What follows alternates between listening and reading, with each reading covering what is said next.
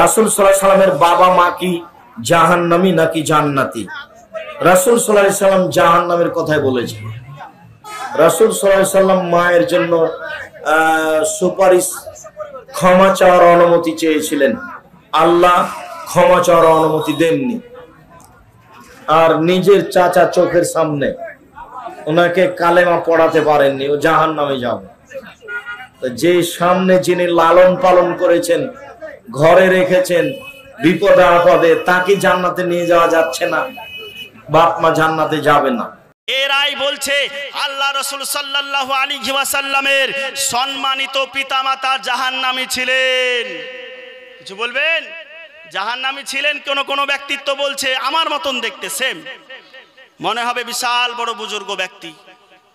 আমি দেখলাম একটা ভিডিওতে নাস্তিকতাবাদের যারা প্রমোট করছে এই রকম বক্তব্য রাখছে যে আল্লাহ রসুলের সম্মানিত পিতামাতা জাহান্নামী, তারা নাকি মুমিন ছিলেন না, জান্নাতে যেতে পারবেন না। তো এই কথাকে কোট করে আসামের একজন নাস্তিক ব্যক্তি এবং বাংলাদেশের কয়েকজন নাস্তিক ব্যক্তি তারা আপনার ভিডিও তৈরি করেছে যে মুহাম্মদ তার পিতামাতাকে বাঁচাতে পারে না, ওই মুহাম্মদ কি করে উম্মতকে বাঁচাবে? স্বাভাবিক প্রশ্ন করবে। বোঝা গেল কি? বোঝা গেল এটাই যে তারা ইসলামের রূপ ধরে ছদ্মবেশে নাস্তিকতাবাদকে প্রমোট করছে। এরাই বলছে আল্লাহ রাসূল সাল্লাল্লাহু তাআলা আলাইহি ওয়াসাল্লাম হাশরের ময়দানে যেদিন মিজানে নেকি এবং গুনাহের ওজন করা হবে, এই নেকি আর গুনাহ ওজন করার সময় আল্লাহ রাসূল নাকি মিজানের পাল্লার দিকে ফ্যাল ফ্যাল করে তাকিয়ে থাকবে। আল্লাহ রাসূল বলবেন, আমার নেকির পাল্লা ভারী হয় না আমার গুনহার পাল্লা ভারী হয়? আমার নেকির পাল্লা ভারী হয় না আমার নেকির পাল্লা ভারী হয়? নাউযুবিল্লাহি মিন জালিক। এই দলিলগুলোকে কোড করে আজ নাস্তিকরা তারা দলিল বানাচ্ছে যে মুহাম্মদ তার নিজের ব্যাপারেই নিশ্চয়তা দিতে পারে না, নিজেই জান্নাতে যাবে কিনা, নিজের নেকি হবে কিনা বেশি, এই ব্যাপারেই চিন্তিত থাকে। ওই মুহাম্মদ কি করে উম্মতদেরকে নিয়ে ভাববে? এরাই আবার বলছে আল্লাহর নবী সাল্লাল্লাহু তাআলা আলাইহি ওয়া আলিহি ওয়াসাল্লাম তিনি নাকি পড়তে জানতেন না, আলিফ বা তা সা জিম হা খ পড়তে জানতেন না, আল্লাহর নবী নাকি লিখতেও জানতেন না। এই রকম কথা আজকে তারা প্রমোট করে আপনার আমার সমাজের যুবক ভাইদেরকে নষ্ট করছে। আমি বলি ভাইজান, এখানে আমি কারো বিরুদ্ধে বলতে আসিনি, আমি আপনাদের সামনে সঠিকটা তুলে ধরতে এসেছি। যদি আপনাদের ভুল মনে হয় আমাকে বলুন, আমাকে জিজ্ঞাসা করুন, আমাকে ভুলটা বুঝিয়ে দেন। আপনারা তো জান্নাতে যাওয়ার জন্য ওটা করছেন, তা আমিও তো জান্নাতে যেতে চাই। এই যে যত মানুষ আছে সবাই তো জান্নাতে যেতে চান, তো তোমারটা যদি ঠিক হয় ভাই তুমি আমাকে বুঝিয়ে দাও না, আমিও তোমার সঙ্গেই জান্নাতে যাব, আমি জাহান্নামে যেতে চাই না। অতএব এদের থেকেও সাবধান থাকতে হবে। আল্লাহ রাসূল সাল্লাল্লাহু তাআলা আলাইহি ওয়াসাল্লাম তিনি গনিমতের মাল বন্টন করতে আছে, এমত অবস্থায় ওই জায়গায় মুনাফিক আব্দুল্লাহ বিন জুল খুয়াইসা উপস্থিত ছিলেন। উপস্থিত থাকার পরে আল্লাহ রাসূল গনিমতের মাল যাকে যেমন তাকে তেমন ভাবে দিচ্ছেন। এমত অবস্থায় আব্দুল্লাহ বিন জুল খুয়াইসা দাঁড়িয়ে গেছে। দাঁড়িয়ে গিয়ে বলে, ইত্তাকিল্লাহ ইয়া রাসূলুল্লাহ, হে আল্লাহ রাসূল আপনি আল্লাহকে ভয় করুন, ইনসাফ করে মাল বন্টন করুন। আল্লাহ রাসূলকে যখন ইনসাফের শিক্ষা দিয়েছে আব্দুল্লাহ বিন জুল খুয়াইসা, হযরতে উমর রাদিয়াল্লাহু তাআলা আনহু জালালি মেজাজের সাহাবা, তিনি আপনার কিনা কোমর থেকে তলোয়ারখানাকে বের করে নিয়েছেন। বের করে নিয়ে দাঁড়িয়ে গিয়ে বলে, ইয়া রাসূলুল্লাহ ইয়া হাবিবাল্লাহ, আপনি একটা বার আমাকে হুকুম দিয়ে দেন, আপনি যদি একবার আমাকে হুকুম দেন তাহলে পারি এই আব্দুল্লাহ বিন জুল খুয়াইসার গর্দানকে আমি উড়িয়ে দেব।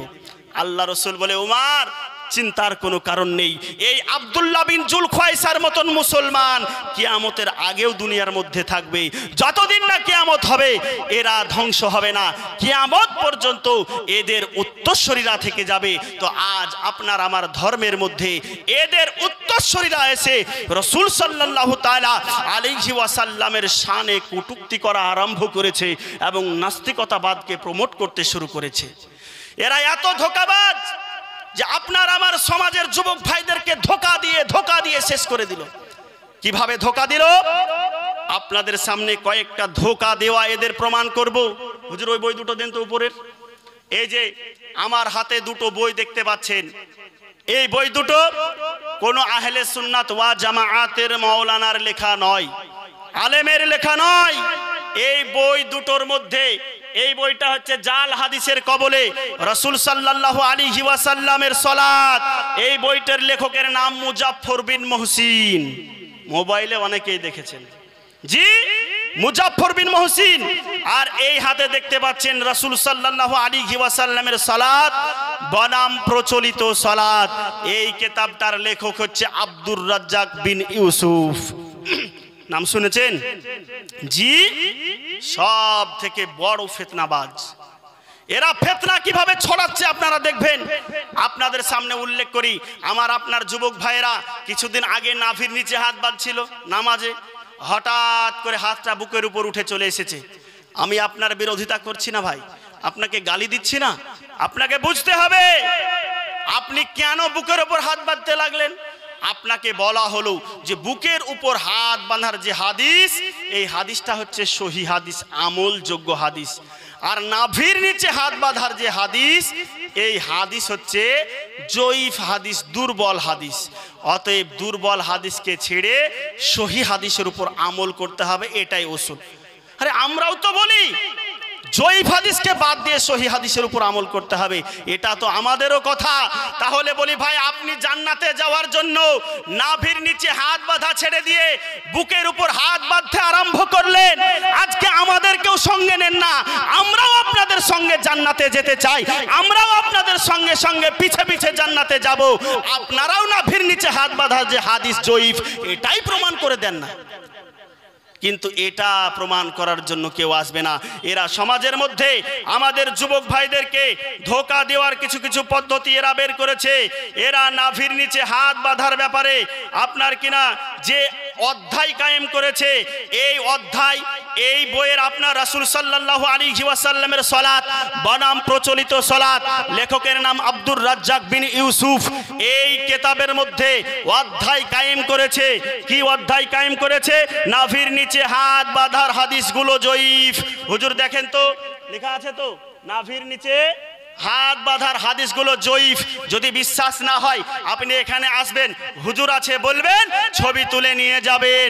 যদি মিথ্যা প্রমাণ করতে পারেন, এই দলিল যদি মিথ্যা প্রমাণিত হয়ে যায়, আমি আশিকুল হক মুজাদ্দেদি আপনাদের সামনে বজ্রকণ্ঠে ঘোষণা করতে পারি, এখানে স্টেজে উঠে এই বইয়ের ব্যাপারে মিথ্যা কথা যদি বলে থাকি, কোনো মায়ের লাল যদি প্রমাণ করতে পারে, আমি তাকে এই জায়গায় 50,000 টাকা উপহার দিয়ে ভূষিত করে আমি স্টেজ থেকে বিদায় নিয়ে চলে যাব। জি, এতটা চ্যালেঞ্জের সহিত বলছি, হুজুরকে দিয়ে পড়ে নিয়েছি। আপনি, আমার বাড়ি হচ্ছে দূরে, আপনি আমাকে হয়তো সব সময় নাও পেতে পারেন। হুজুর আপনাদের ইমাম সাহেব, তিনি আপনাদের মাথার তাজ, তিনাকে জিজ্ঞাসা করবেন, তিনি নিজেও পড়ে নিয়েছে। তো কি লিখছে? নাভির নিচে হাত বাঁধার হাদিসগুলো জয়ীফ। আরে ভাই, নাভির নিচের যত হাদিস আছে সবগুলোকে জয়ীফ বানিয়ে দিল। আচ্ছা, এবার আমরা দেখি নাভির নিচে হাত বাঁধার হাদিস যে জয়ীফ বললেন, কটা হাদিস তিনি নিয়ে এসেছেন? একটা হাদিস, দুটো হাদিস, তিনটে হাদিস। এই তিনটেই হাদিস শুধুমাত্র এই বইয়ের মধ্যে লিখেছে। এরা কি চালাকি করেছে জানেন? নাভির নিচে হাত বাঁধার যে তিনটি হাদিস এখানে উল্লেখ করেছে, বাস্তবেই এই হাদিসগুলো হচ্ছে জয়ীফ।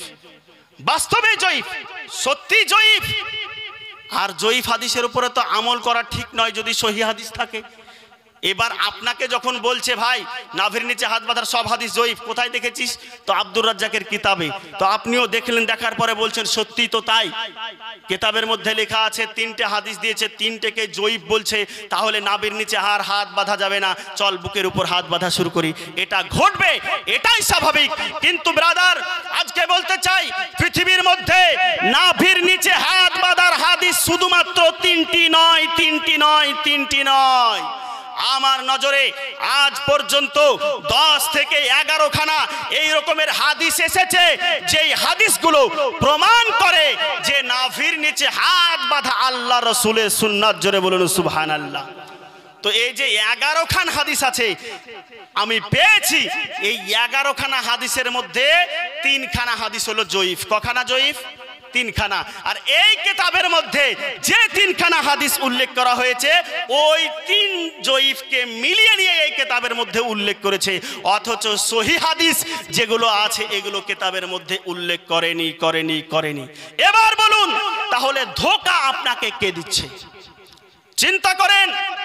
মুসান্নাফ ইবনে আবি সাইবার মধ্যে হাদিস এসেছে, হযরতে ওয়াইল বিন হুজুর রাদিয়াল্লাহু তাআলা আনহু তিনি বর্ণনা করছেন, রাআইতুন নাবিয়্যা সাল্লাল্লাহু তাআলা আলাইহি ওয়া আলিহি ওয়া সাল্লাম ইয়াদাউ ইয়ামিনাহু আলা শিমালিহি ফিস সালাতি তাহতা শুররাতে।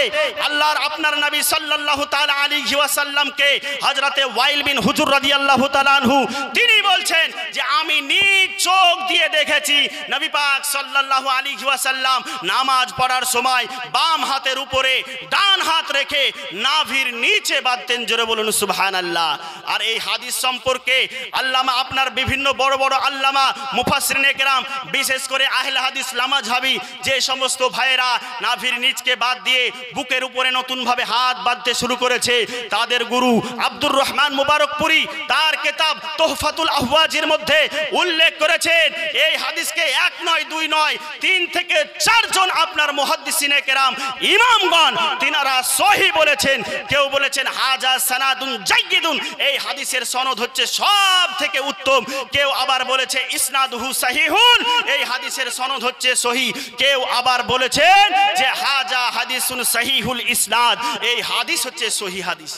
বলেন আপনার বইয়ে আপনার কিতাবে আপনি যেই কিতাবকে ফলো করছেন, যেই বইকে ফলো করছেন, এই বইয়ের মধ্যে ওই সহিহ হাদিসকে কেন আনলো না? আর অন্যান্য সহিহ হাদিস আছে, হাসান হাদিস আছে, সহিলি জাতিহি আছে, সহিলি গায়রিহি আছে, এগুলো কোথায়? এগুলোকে কিতাবের মধ্যে উল্লেখ না করে শুধুমাত্র জয়ীফ হাদিসকে কিতাবের মধ্যে উল্লেখ করে আপনার আমার যুবক ছেলেকে, আপনার আমার যুবক ভাইদেরকে এরা সমাজের মধ্যে ধোঁকা দিচ্ছে, ধোঁকা। অতএব এদের ধোঁকা থেকে সাবধান থাকতে হবে কিনা? জি, সাবধান থাকতে হবে। শুধু একটা ধোঁকা নয়, এইরকম অসংখ্য আপনাকে ধোঁকা দিয়েছে। প্রমাণ নেবেন? আপনারা মানুষ মারা গেলে মাটি দিতে যান না? জি, জানাজা পড়া হয়। আপনি আমি যখন মাটি দিই, এই জানাজার নামাজের পরে আমরা যখন মাটি দেওয়ার সময় একটা দোয়া পড়ে থাকি। কি দোয়া জানেন? জি, মা বোনেরা হয়তো অনেকেই জানেন না, মা বোনেরাও শুনে নেন। আপনারা তো সকলেই জানেন, মিনহা খলাকনাকুম ওয়া ফিহা নুঈদুকুম ওয়া মিনহা নুখরিজুকুম তারাতান উখরা। এই কথাগুলো বলেই তো আমরা মাটি দিই। তো এই কিতাবের লেখক আব্দুর রাজ্জাক বিন ইউসুফ তার কিতাবের মধ্যে উল্লেখ করছে যে মাটি দেওয়ার সময়তে মিনহা খালাকনাকুম পড়া, এটা মানে আপনার যেই হাদিসে আছে ওই হাদিসটা হচ্ছে জাল। কি বললো?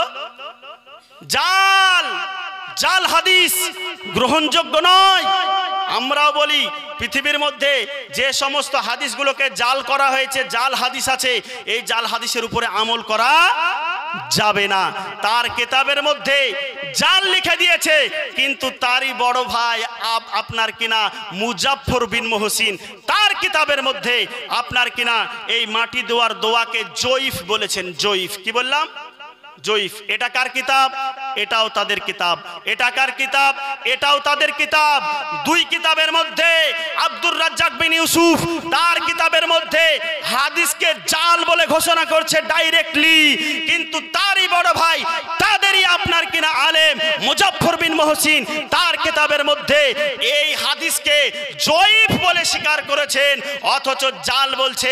এবার বলুন সমাজের মধ্যে ফিতনা কে বাঁধাচ্ছে? ওরাই তো মিল নেই, ওদের মধ্যেই তো মিল নেই। আপনি আমার মধ্যে এসে আমার যুবক ভাই, আমার বাবা, আমার আব্বা, আমার আপনার কিনা দাদা, তারা যখন মাইয়াতকে দাফন করতে যাচ্ছে, মাটি দেওয়ার সময় মিনহা খালাকনাকুম ওয়া ফিহা নুঈদুকুম ওয়া মিনহা নুখরিজুকুম তারাতান উখরা পড়ছে, আপনি বাধা কেন দিচ্ছেন? কেন বাধা দিবেন?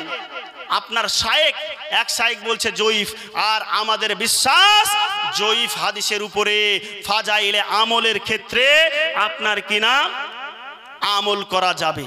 অতএব আমল করতে হবে, কিন্তু কথা হলো যে এটা আসলেই যে হাদিসে আছে কি নাই এটাই আগে আমাদেরকে জেনে নিতে হবে।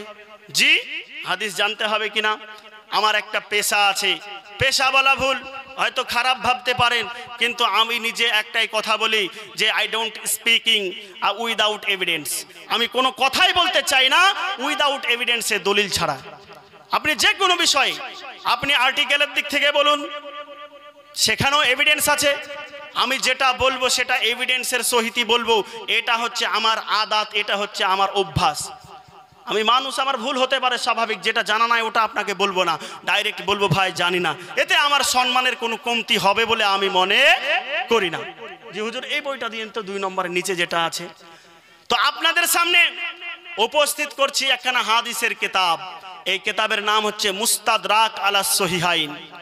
এই কিতাবটা প্রিন্ট করা হয়েছে লেবাননের আপনার বাইরুতের দারুল কুতুবুল ইলমিয়া। এই দারুল কুতুবুল ইলমিয়াতে ছাপা আপনার কি নাম এই কিতাব, এই মুস্তাদরাক আলা সহিহাইনের 2য় খণ্ডের 411 নম্বর পৃষ্ঠার মধ্যে হাদিস এসেছে বাবা জীবন, নাড়হা আরবিতে লেখা, সম্পূর্ণ নাড়হা আরবি, মানে যাবার জের পেশ নেই। আলেম যিনারা আছেন হুজুররা পড়তে পারবেন, কিন্তু সাধারণ মানুষদের দ্বারা হঠাৎ করে পড়া সম্ভব হবে না। তবে চেষ্টা যদি আপনারাও করেন অবশ্যই পারবেন।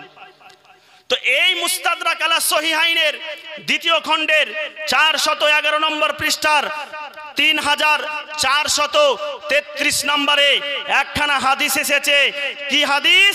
লাম্মা উদিয়াত উম্মু কুলসুমিন বা বিনতু রাসূলিল্লাহ সাল্লাল্লাহু তাআলা আলাইহি ওয়াসাল্লাম ফিল কবরে ক্বালা রাসূলুল্লাহ সাল্লাল্লাহু আলাইহি ওয়াসাল্লাম মিনহা খালাকনাকুম ওয়া ফিহা নুঈদুকুম ওয়া মিনহা নুখরিজুকুম তারাতান উখরা।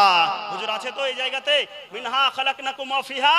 জি, এই কিতাবের মধ্যে উল্লেখ করা আছে আল্লাহ রাসূল তিনার নিজের কন্যা উম্মে কুলসুম রাদিয়াল্লাহু তাআলা আনহাকে যখন কবরে রাখলেন, রাখার পরে আল্লাহ রাসূল সাল্লাল্লাহু আলাইহি ওয়াসাল্লাম তিনি বললেন মিনহা খালাকনাকুম ওয়া ফিহা নুঈদুকুম ওয়া মিনহা নুখরিজুকুম তারাতান উখরা। আর এই হাদিসকে লিপিবদ্ধ করে ইমাম হাকিম নিসাপুরি রাহিমাহুল্লাহ তিনি চুপ থেকেছেন। বোঝা গেল এখান থেকে যে এই হাদিস জাল হতে পারে না। কোন মায়ের লাল এই হাদিসকে জাল প্রমাণ করতে পারবে না। অতএব হাদিস গ্রন্থ থেকে আমরা পেয়ে গেলাম যে মিনহা খালাকনাকুম পড়ে মাইয়াতকে দাফন করা যাবে। এবার কথা হলো যে মিনহা খালাকনাকুম পড়ে মাইয়াতকে তো দাফন করা যাবে, তো এই মিনহা খালাকনাকুম দোয়াটা আর কোথায় আছে? জি আপনারা জানেন কেউ? কুরআন শরীফে আছে। হুজুর বললেন কুরআন শরীফে, অবশ্যই পবিত্র কুরআনের মধ্যে আছে। আর কুরআন শরীফের এটা একটা আয়াত, মিনহা খালাকনাকুম ওয়া ফিহা নুঈদুকুম ওয়া মিনহা নুখরিজুকুম তারাতান উখরা। সূরা তাহার মধ্যে এই আয়াতখানা এসেছে। এই আয়াত পবিত্র কুরআনের মধ্যে আছে। আপনারা শুনেছেন, হয়তো আপনাদের ইমাম সাহেবের মুখ থেকে শুনতে পারেন, কোন আলেমের মুখ থেকে শুনতে পারেন। আমার বিশ্বাস যে আপনারা শুনেছেন যে পবিত্র কুরআনের একটা অক্ষর যদি পড়া হয় 10টা করে নেকি হয়। জি শুনেছেন? মা বোনেরাও শুনেছে, মা বোনেরাও জানে। এবার আমি বলি, ধরেন এই দোয়াটা কোন হাদিসে নাই, যেই হাদিসে আছে ওটাও জাল, তারপরেও এটা পবিত্র কুরআনের আয়াত। কবরস্থানে গিয়ে মাটি দেওয়ার সময়তে এই আয়াত যখন পড়বেন আপনার গুনাহ হবে না নেকি হবে? জি নেকি হবে। অতএব বোঝা গেল এটাই, যদি তাদের কথা অনুযায়ী হাদিসটা জালি হয়ে যায়, তারপরেও এই আয়াত যদি কবরস্থানে গিয়ে পড়া হয় তাহলে নেকি হবে। আর এই নেকিটা আপনাকেও কাজে দিবে। ওই মাইয়াতের জন্য যদি ইসাল করে দেন তাহলে পারে ওই মাইয়াতকেও কাজে দিবে। অতএব বোঝা গেল মিনহা খালাকনাকুম পড়া এটা চলবে, 1000 বার চলবে, লক্ষ বার চলবে, কোটি কোটি বার চলবে। দুনিয়ার কোনো মায়ের লাল যদি নিষিদ্ধ করে, মানাও করে, আপনারা তাদের কথায় কর্ণপাত করবেন না। কোরআনের ফজিলত বললাম, একটা অক্ষর পড়লে 10টা নেকি।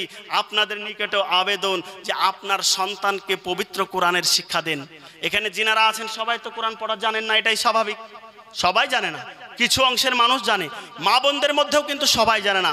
কিন্তু বর্তমান যুগে আপনার সন্তানকে কোরআনের শিক্ষা দেওয়া হচ্ছে জরুরি। কেন জানেন? এই পবিত্র কোরআনের শিক্ষা আপনার সন্তানকে যদি আপনি দান করেন, আপনার সন্তান কোনোদিন আপনাকে বৈঠক ঘরে শুতে দেবে না, আপনার সন্তান আপনাকে কোনোদিন ভাত কাপড় দেবে না, এরকম হবে না। আপনার সন্তান আপনাকে কোনোদিন বাড়ি থেকে বের করে দেবে না।